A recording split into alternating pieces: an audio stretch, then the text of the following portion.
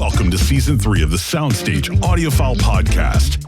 Last year, host Jorden Guth got a crash course in the fundamentals of hi-fi from enthusiasts, journalists, manufacturers, and music industry professionals alike. Those lessons will continue, but this year, Jorden will also get a history lesson from the legends who were there from the giddy-up and who made hi-fi what it is today. So with that out of the way, here's Jorden and this week's guest. Hello and welcome to the Soundstage Audiophile Podcast. Today we have Sandy Gross joining us.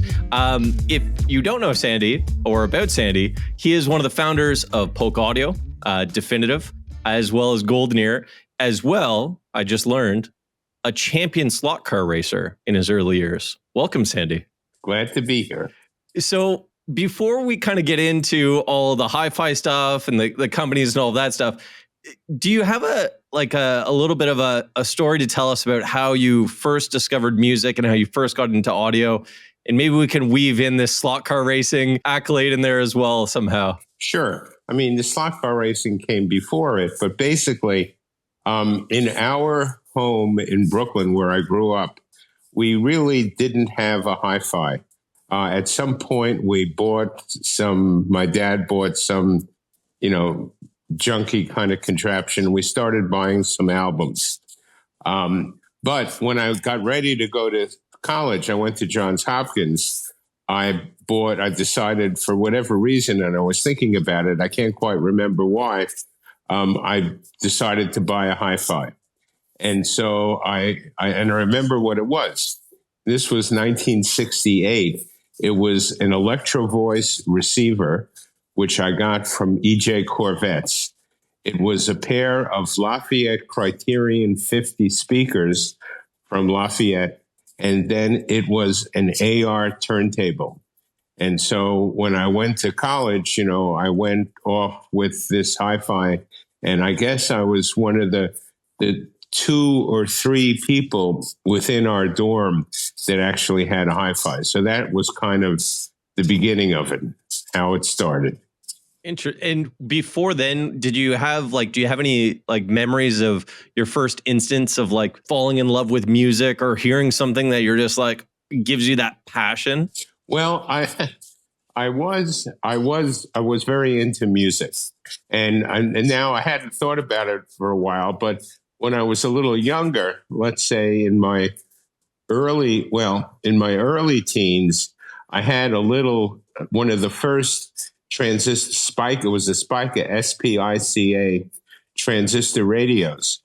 And I used to go to sleep at night with it under my pillow, listening to, the New York DJs and, the top hits, of that era. In fact, I remember I used to be able to name off, the top 30, 1, 2, 3, 4, et cetera, hits. So I was very into music, early on, but it all came from the Spica.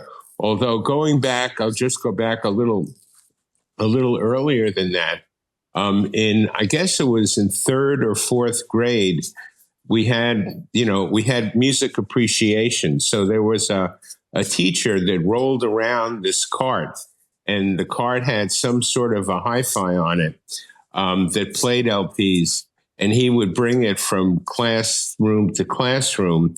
And when he brought it, to the classroom I was in, he played Rimsky-Korsakov, Great Gate of Kiev, Pictures at an Exhibition. And I remember, again, this was 3rd or 4th grade, it had a tremendous effect on me. And then, also sort of, tied in with that, starting in 5th grade, I was in the school band and the school orchestra and the all district orchestra through high school. So I was pretty connected to music really from an early age.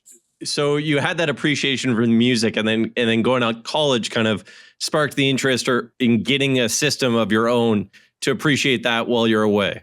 And it was time. I mean, remember, this was 1968.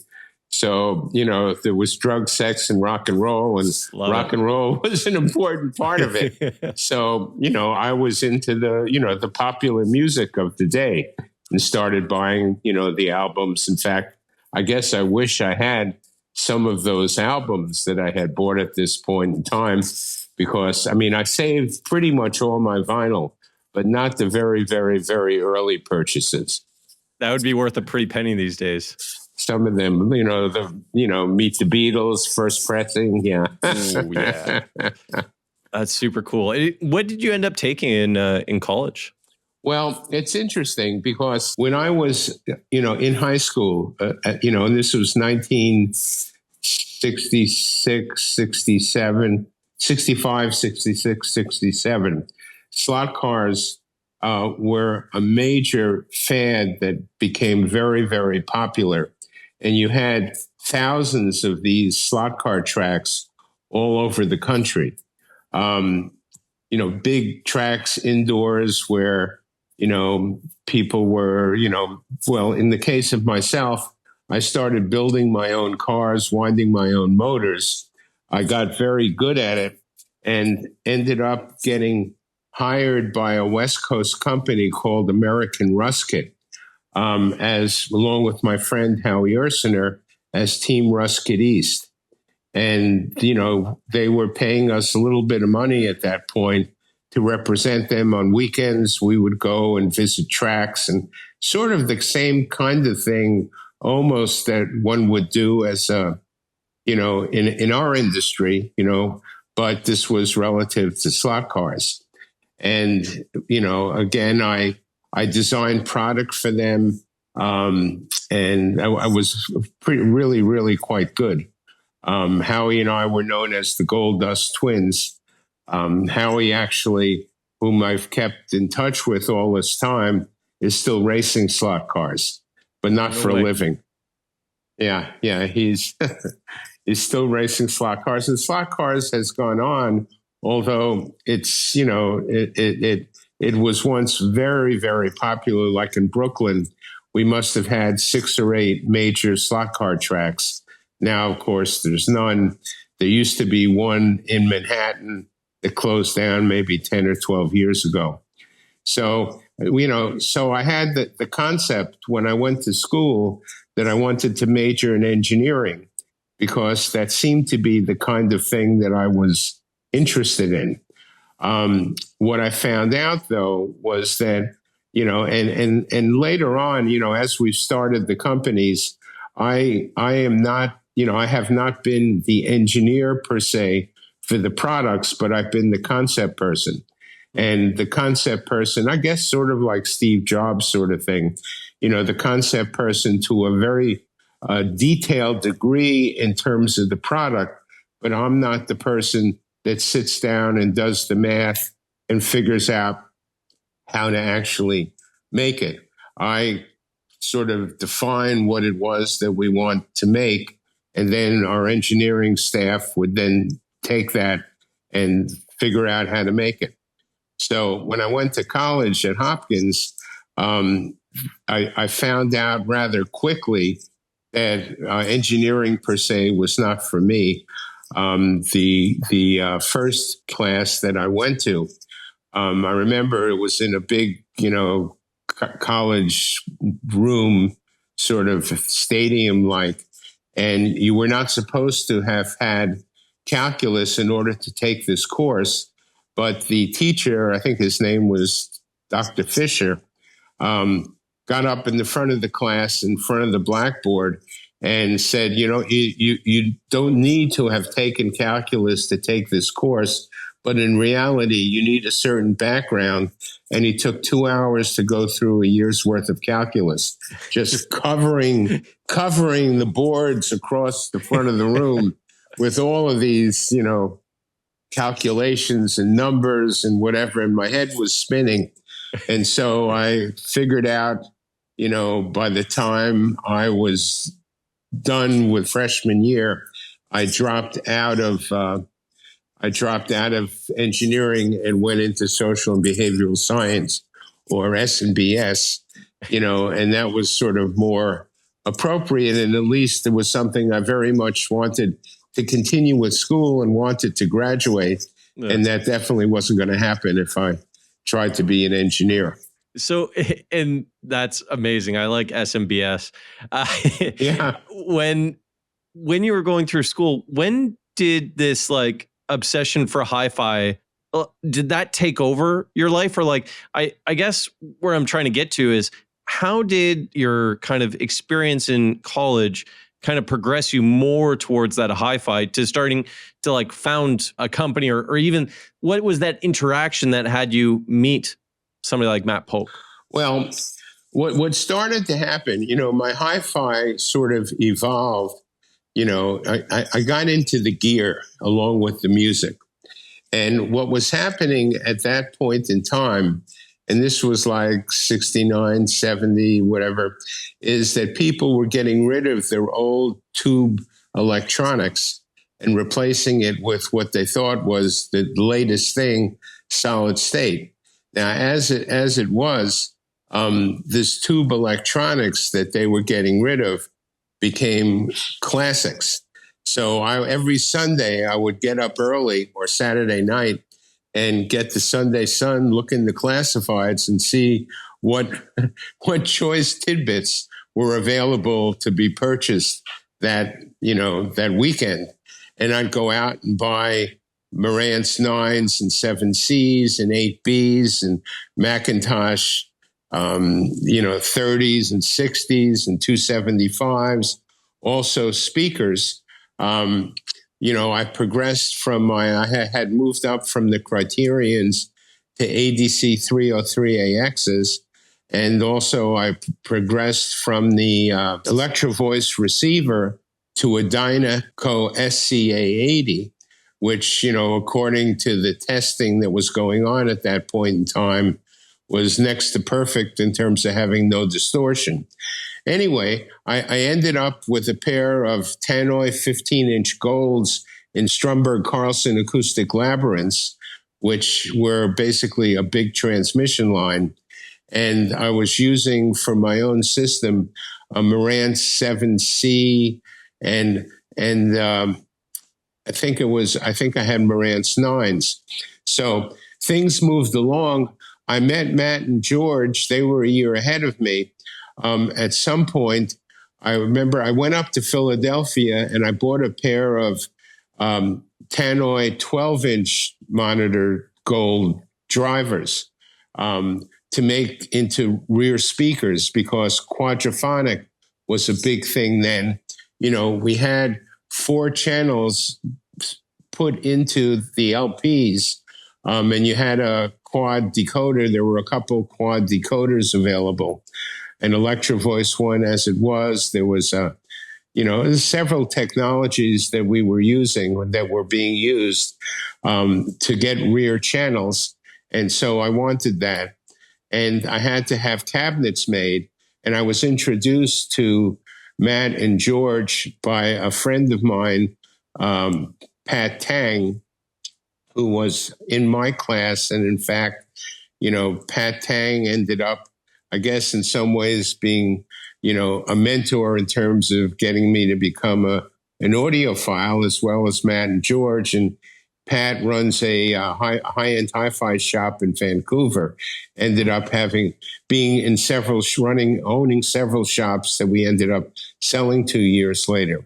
But anyway, Matt and George made a pair of cabinets for me for those speakers, and that's kind of where we met. They became friends. Again, they were a year ahead of me. I think that was my senior year, and I was not trained to do anything. At Hopkins, a lot of people went there for pre-med. If you didn't go for pre-med, it was usually engineering or to become a lawyer. And I had no goal in mind, really.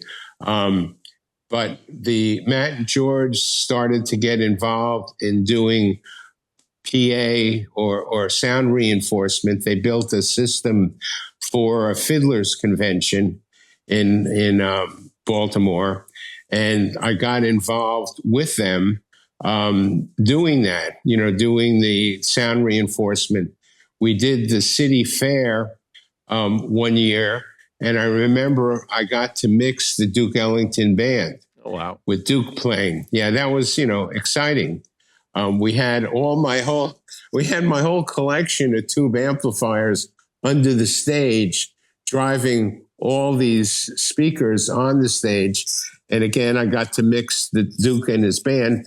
An interesting thing with that was they came up before the concert, and I'm sitting and I'm nervous and I'm going to get everything set right. And whoever it wasn't Duke, came up to me in the mixing booth and said, just leave everything exactly where it is. Doesn't matter. We'll mix it just ourselves as we're playing. I still fooled around with this, the mixing, but that was where they were coming from. Anyway, so we built some, we built some 4-piece fiberglass horns. So one of the issues with doing sound reinforcement was, how do you get good low bass? And to get good low bass efficiently, you needed a huge horn. And we had the concept of doing a 4-piece fiberglass horn that came apart, that bolted onto a box that had, I think, 4 15-inch woofers in it. And I believe at some point in time, those got sold to the Grateful Dead. Oh, no way. Yeah. But I think I wanted very much to move in the direction of home audio, because I felt more comfortable with it, and I felt the possibilities from a business standpoint were greater. This Polk was a company that we started literally in a garage, the classic American story, I was the concept person, Matt was the engineer, and George was the business person. And we eventually, we got a contract from one of the big stereo discount stores, warehouses in Washington, to build a certain product. And we built those, but we had some intellectual property issues with that product. I won't go into it in detail. But the product was affectionately known as the Bozo. Anyway, so we had to transfer that, what parts that we had, to another product. And so at that point, we came up with, something that was called the Polk Model 9. And this was a small tower that had 4.5-inch drivers facing forwards and backwards, an 8-inch passive radiator, and a piezoelectric tweeter. So it was a concept that I had, and it was a creative product. There wasn't anything like it. It was definitely ours, and it got us rolling, got us started, and we met some reps from New York at a hi-fi show in Baltimore who took us on and started, and that was useful and kind of introduced us to the real world of, the hi-fi business. We did also meet, I took out a little ad in Audio Magazine, and the little headline of the ad was Piezo What? And it was talking about the piezoelectric tweeter. And I was contacted by John Dahlquist, who had started a company along with Saul Morantz to make the famous Dahlquist DQ10. And he was wondering what piezo tweeter we were using. It turned out to be the same tweeter that he was using. We hit it off with John and Saul. We went up to visit them. We saw their factory in Hauppauge. And they became good friends. And in fact, Saul became really kind of a mentor to me in terms of marketing and, such. And early on in the process, we made a speaker. We went from the Model 9 to something was the Polk Monitor 7, which was something that really was designed to be a European-like, a British-like design to compete in the marketplace with the large Advent, which was clearly an American design. It was a 6.5-inch active driver, an 8-inch passive, and a 1-inch dome tweeter. And I started that summer. I went on 3 or 4 summer trips around the country in my Volvo station wagon with my wife, opening up distribution. So this was the concept. We never worked through independent reps after the guys in New York. I had the thought from a marketing standpoint. I really wanted the personal connection with the dealers. Anyway, I drove around the country. Interestingly, there are a lot of people that talk about having met me on that trip or those trips around the country. More people than I met, actually, but it was sort of a famous story. And part of what was going on at that point in time was sort of like the slot car tracks. Back when slot cars were hot, every little town had a slot car track. Well, in 1973, 74, 75, every little town had a hi-fi store, at least one, if not more. And I used the audio research dealer list, because I wanted our product placed in the higher end stores. And so used the audio research dealer list as a hit list as I'm driving around the country to open up dealers, which is what I did. And so that was really kind of how we got Polk on the road and along the way.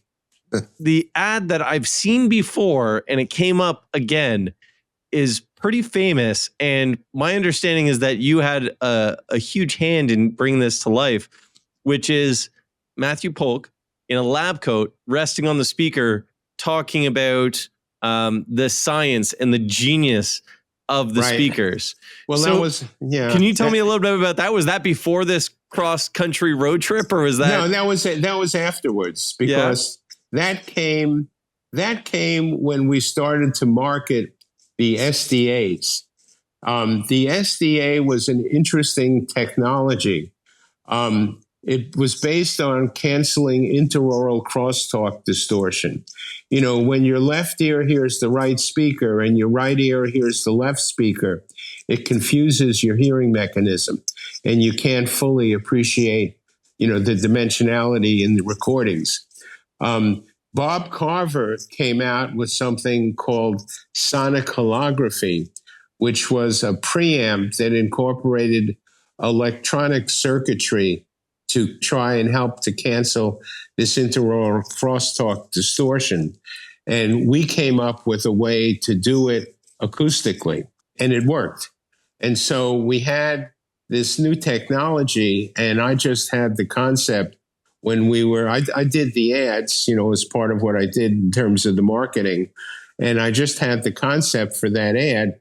Now it was a picture of Matt in a lab coat, which is an archetypal image, standing with the first, I guess it was the first of the SDAs, and the headline of, the genius of Matthew Polk.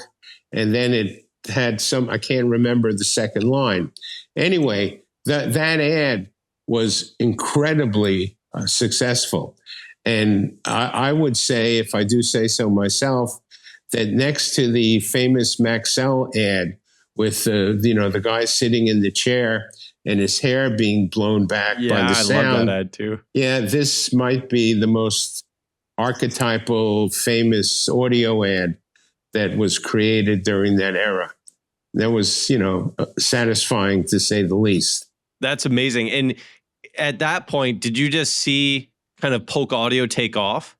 Because Polk Audio, I know Polk Audio from throughout my entire life. It's always kind of been around. It's been very prominent. You guys grew that company quite large in a very short period of time. So by the time this ad was out, was Polk Audio already established, or were you still fighting that establishment? Well, you're always fighting the establishment. But at the point that we released the SDAs and that ad came out, we were already pretty nicely along the way.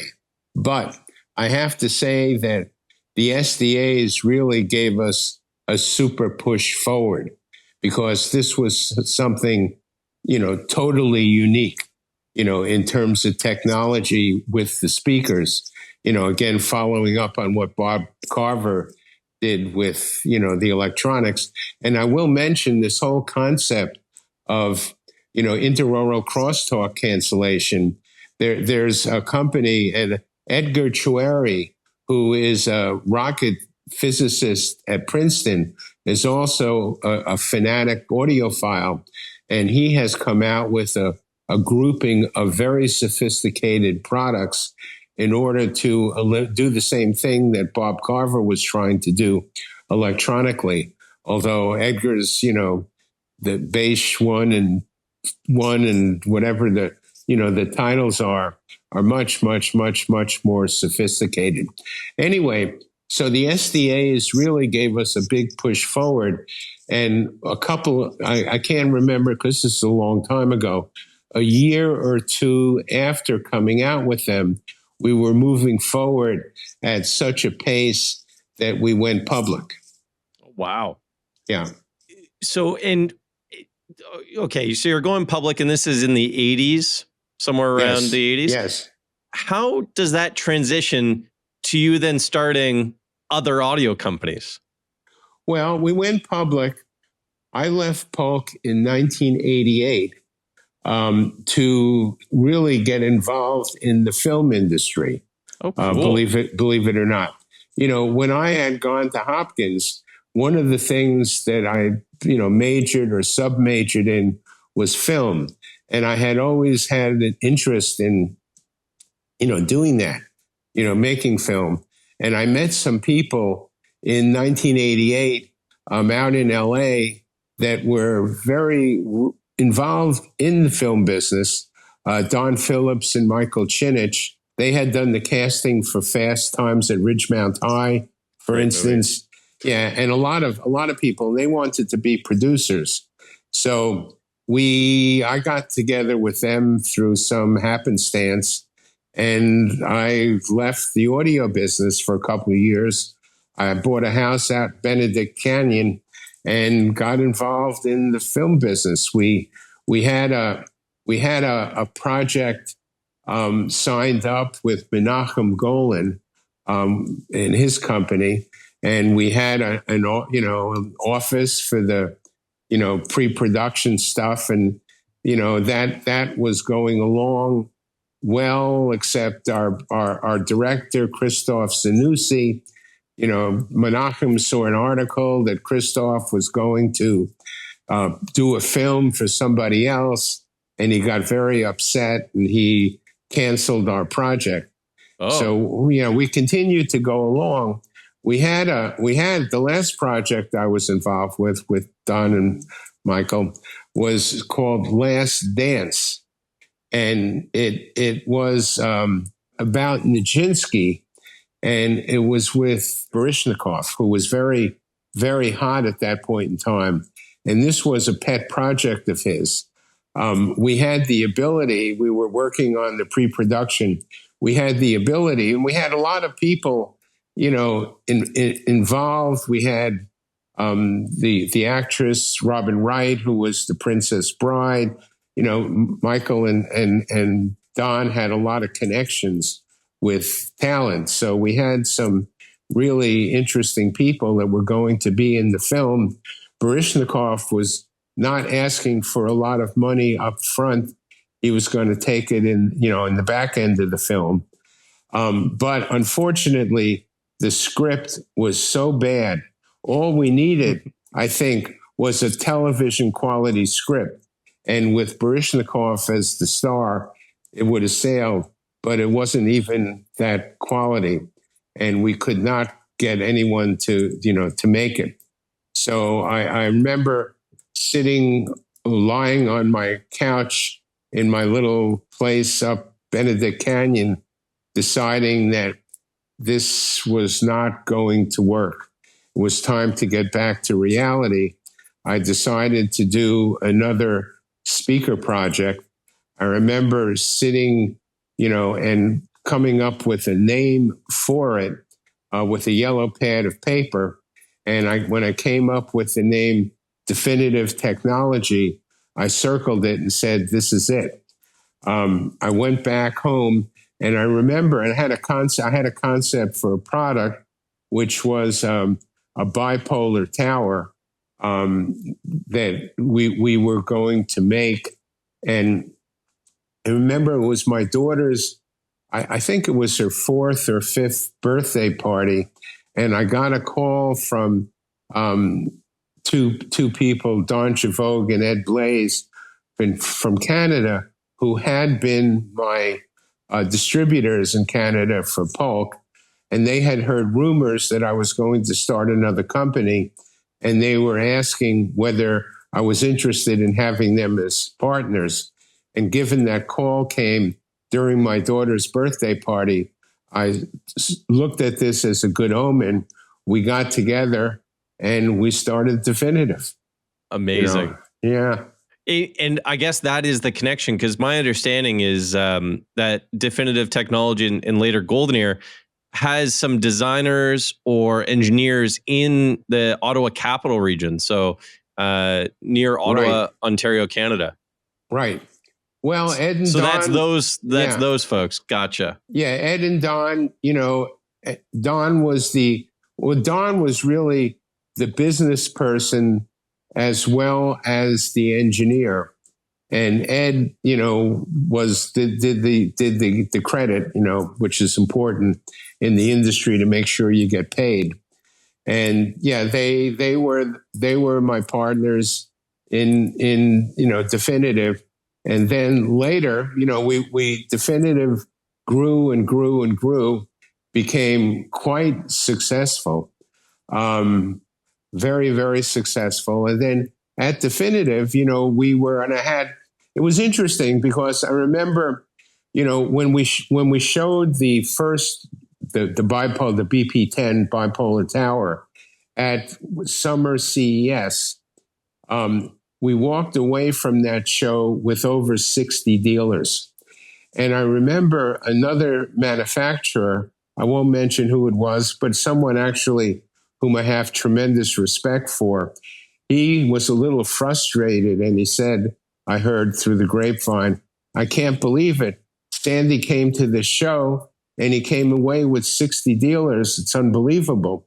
But the fact was, at Polk, I had a very good reputation and I, worked well with the dealers.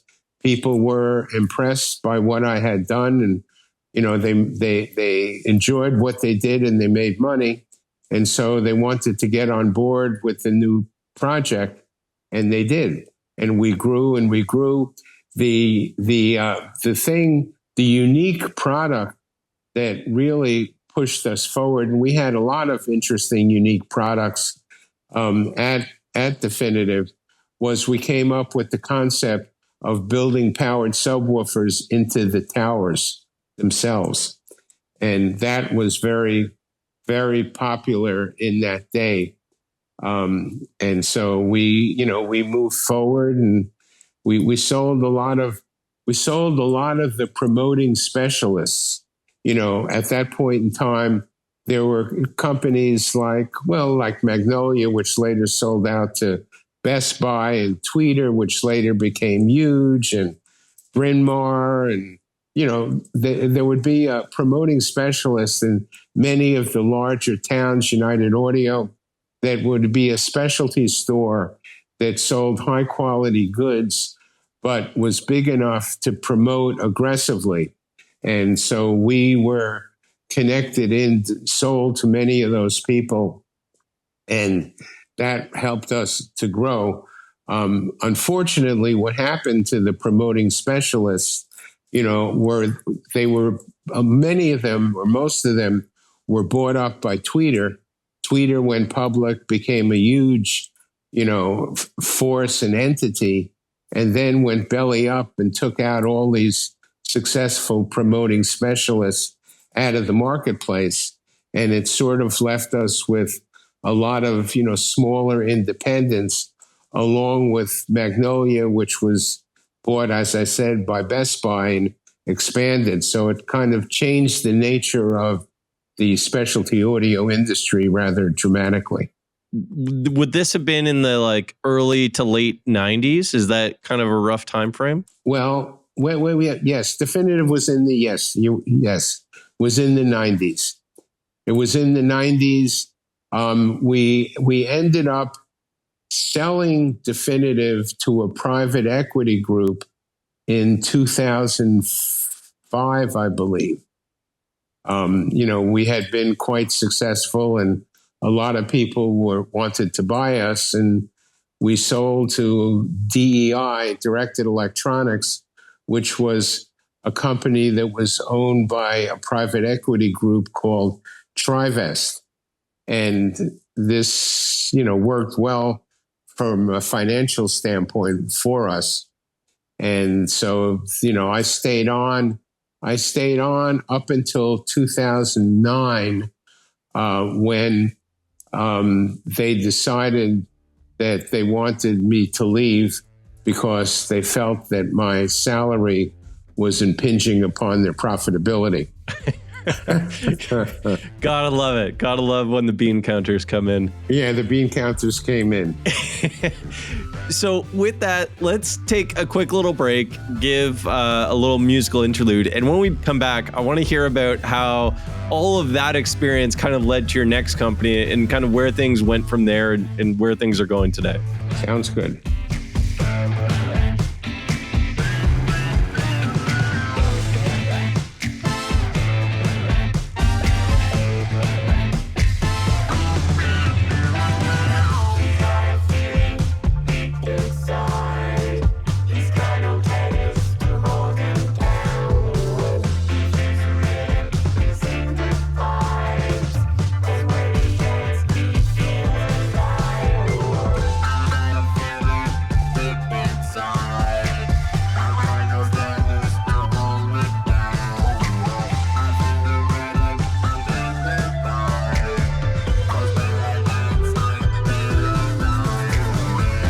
And welcome back. We are here with Sandy Gross. And just before the break, you were talking to us about kind of how you got into audio, the creation of Polk Audio and then Definitive Technologies. And I kind of want to bring it up after that to how GoldenEar got started. And I'll preface this by saying that I heard a story that what people were most excited for, or one of the things that people were very excited for, when GoldenEar was kind of announced and you were getting ready to kind of show it to the world, was your demos of hi-fi stuff. So I want to hear a little bit about your demos and what goes into that as well. But bring us back to those days and how that kind of all got started. Okay.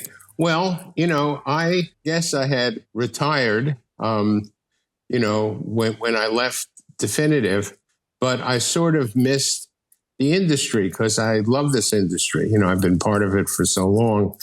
And I decided I wanted to see if I could start another company. So I convinced Don Javogue, one of my former partners at Definitive, to get involved and do it again, even though he was a little reticent. So what we did at that point was Jim Teal had passed away, and I was quite friendly with Kathy Gornick, who was his business partner and wife, actually. And we spoke with them, and we actually went to visit Teal in Lexington, Kentucky, with the concept of perhaps buying them. And we had a very nice meeting. We had a very nice Italian dinner, as I recall. And, I remember being very impressed by Teal. I remember telling Kathy, you shouldn't sell this. This is your family. You really should, keep it. And Don and I guess we decided we'd rather start fresh, in terms of what we were doing. And we took the next day, we took a drive around the, Lexington, not the city of Lexington, but all the horse farm country around it. And as we were driving, I kind of laid out what my concept was for our first product. And we went and did it. We started GoldenEar, and we made that first product, the Triton 2. Actually, when we introduced GoldenEar, as opposed to Definitive, which we introduced with just one speaker. We introduced something bordering on a line. I think we had the Triton 2, we had a center channel, we had a pair of injection molded satellites, and I think we had 2 powered subwoofers. And we showed at the CEDIA show in Atlanta, and had some very good response. I brought Jack Shafton in, who had worked with Paradigm previously, and I brought a couple salespeople in that I had worked with previously. So we really had a lot more of a kickstart than we had with Definitive. And I remember, just a little side note, we set our system up, and we the night before, we just we could get it to sound right with the subsat system, but we could not get it to sound right with the Triton 2s. And I was very frustrated. It sort of made me obviously very upset. We went out to dinner at Trader Vic's, which is one of my favorite places to eat in the world. And I did not enjoy my dinner, which was a shame.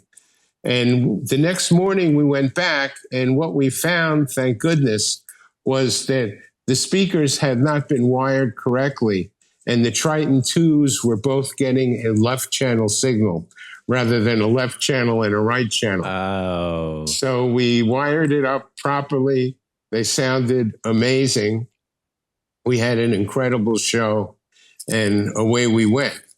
What we demoed, part of the thing, at a show, the demo is critically important.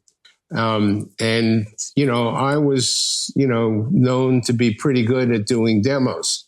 The key is, of course, first, you want to pick demo material that sounds, excellent, because the sound quality is very variable. But at the same time, it's nice to have some stuff that people are familiar with. Now, I have to say that although a lot of the demo material that I played, people were familiar with, I also played some things that people had never heard before because the recordings were so good. So I had a mix of those things. And a lot of the demo material I used, people ended up using that same demo material going forward. That's a vote of confidence. Yeah. So I guess one of the first things that I got to ask is, you start with the Triton 2. Why is it the second or the number 2? And what's the meaning behind Triton? Well, first, I wanted to leave room for other Triton products. So I figured I'd leave the Triton 1 open, as a space holder, so to speak, and start with the Triton 2. Now, where did the name Triton come from? This is interesting. I'm almost a little embarrassed. There were two things that relate to it.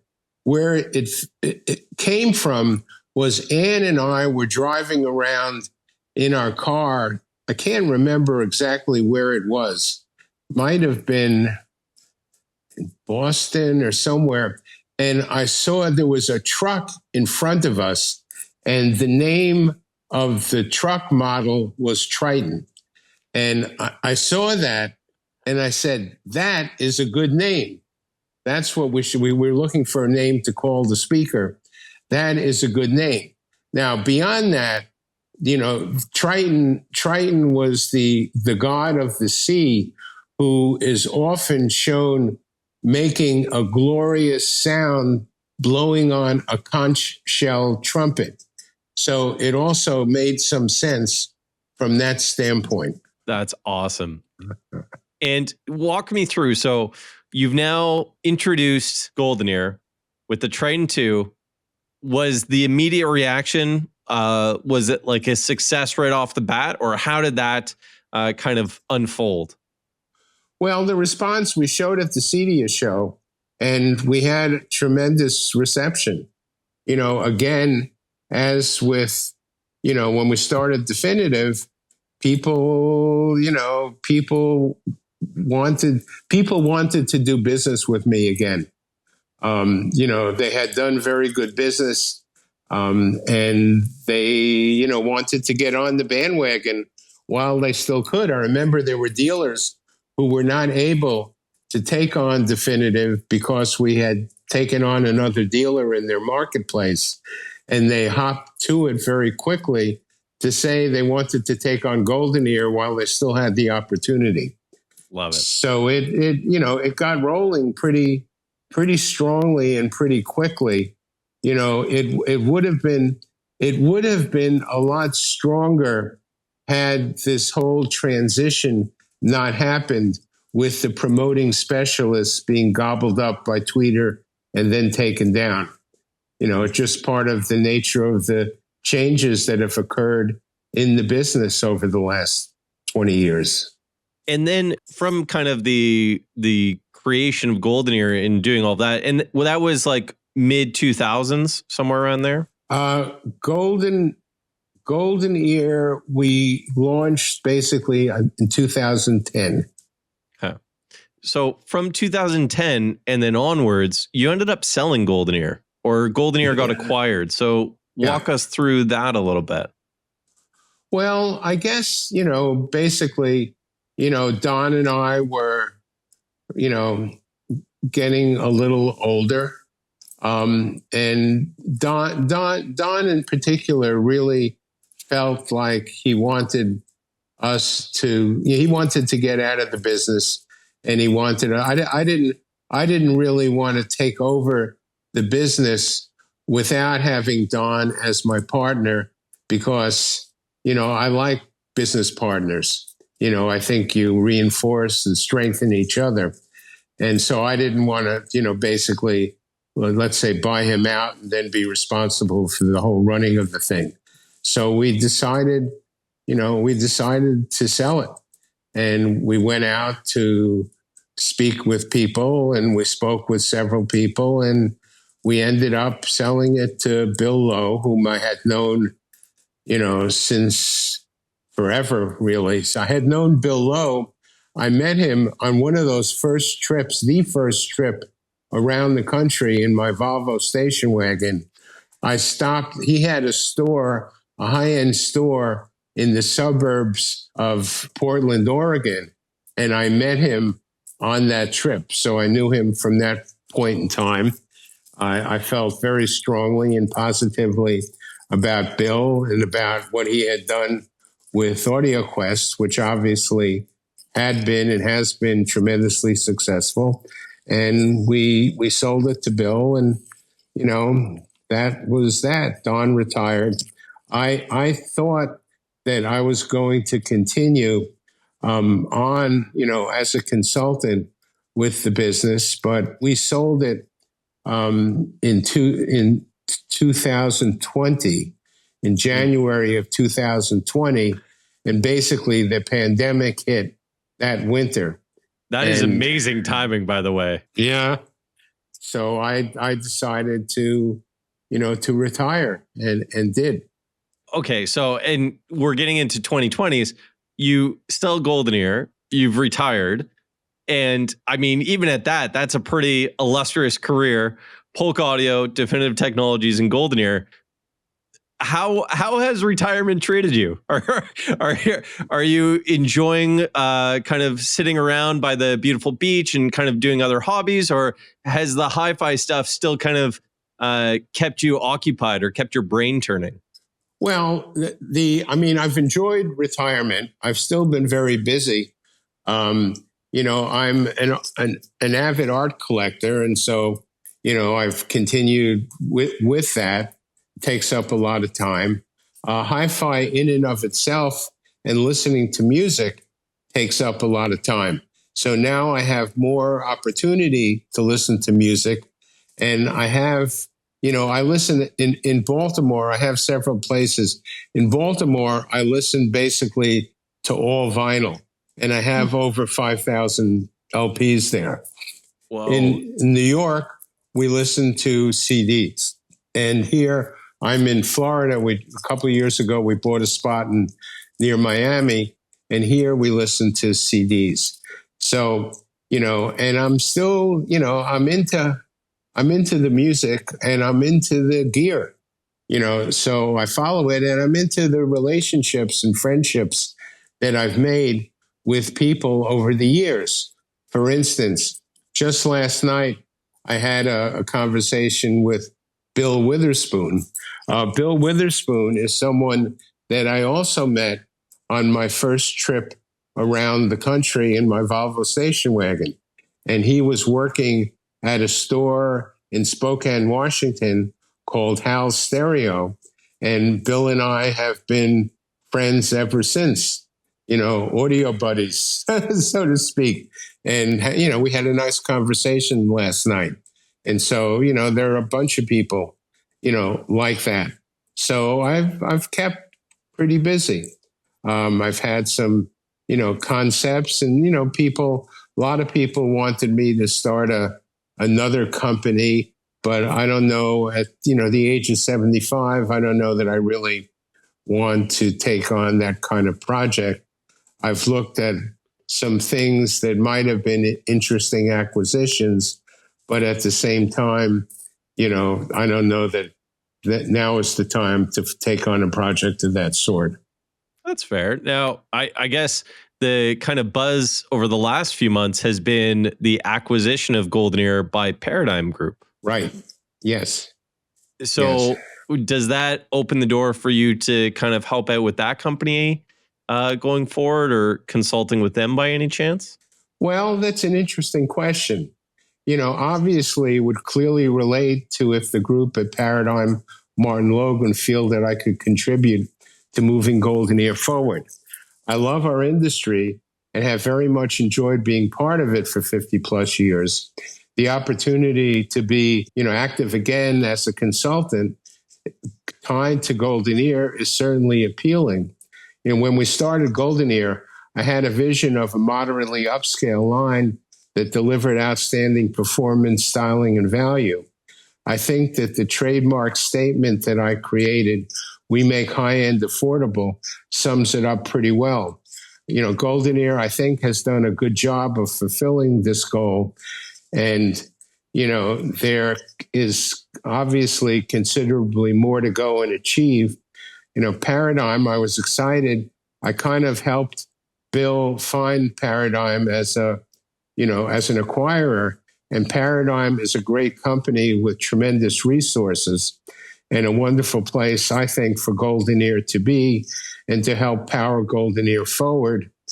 I think I could help in this powering GoldenEar forward, and I would enjoy the opportunity if the opportunity presents itself.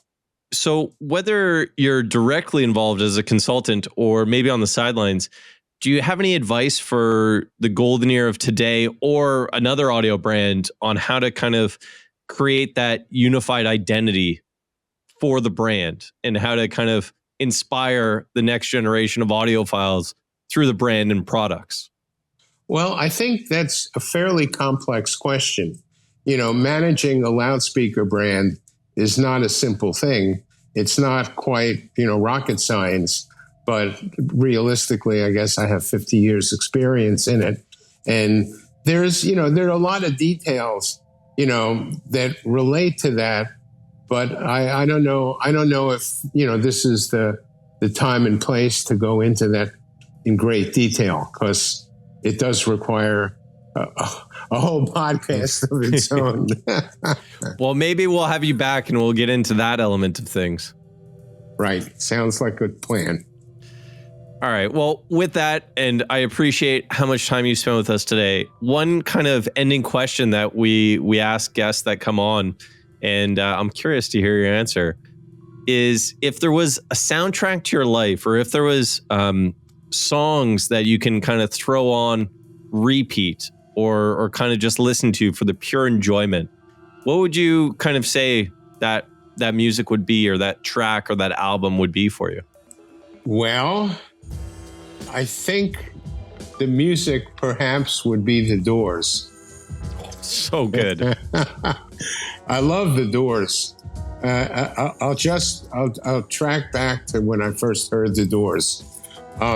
Back when I was working for American Ruskin, I was out in LA and we were tooling around.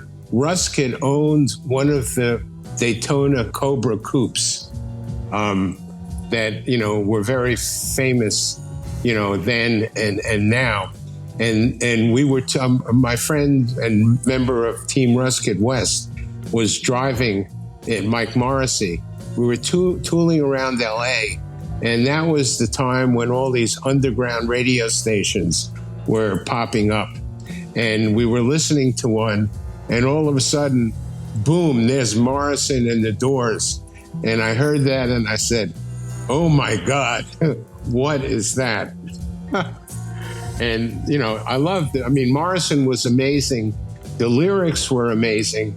But the other thing, as I listen to Doors now, with the understanding of the jazz, the Doors were musically way advanced from the other rock and roll things that were happening at the time, because clearly they listened to a lot of the jazz that was going on. And when I listen and I hear little Coltrane riffs, Ray Manzarek playing little Coltrane riffs, on his keyboards, I go, that's why I was so into them. So, yeah, it would be the Doors. I love it. I absolutely love it. I'm going to go put on Riders of the Storm after this to live through that a little bit. Yeah, and I mentioned, I'll just recommend this record day thing, which is very interesting. In the last year, they came out, I think it was a 4-album set special for Record Day of the Doors live at Cobo Hall. Oh. And that is amazing. The recording quality is superb, and it's the best Doors performance I've ever heard. So I leave that as a tip. They only pressed 1,000 of them, so. Oh, that's really cool. That's fantastic. Well, Sandy, thank you so much for taking the time, and we're going to have you back on at some point in the future so we can get more into the marketing and setting up iconic brands. I look forward to it. And we can talk about, tweaky hi-fi, which is something I kind of get into, along the way. I'm the audiophile tweak that actually made it in business. And, some of the things we didn't mention in what we just went through was I introduced the first commercial speaker cable to the marketplace before Monster Cable. Back, in the early days of Polk, we introduced that. We introduced a high-end tone arm, and I am very much into that sort of stuff. So we could have an interesting conversation about tweaky high-end audio. Oh, I love it. I absolutely love it. Well, thank you so much. Take care, Sandy. And until next time, all the best. I appreciate it. Thank you. Take care.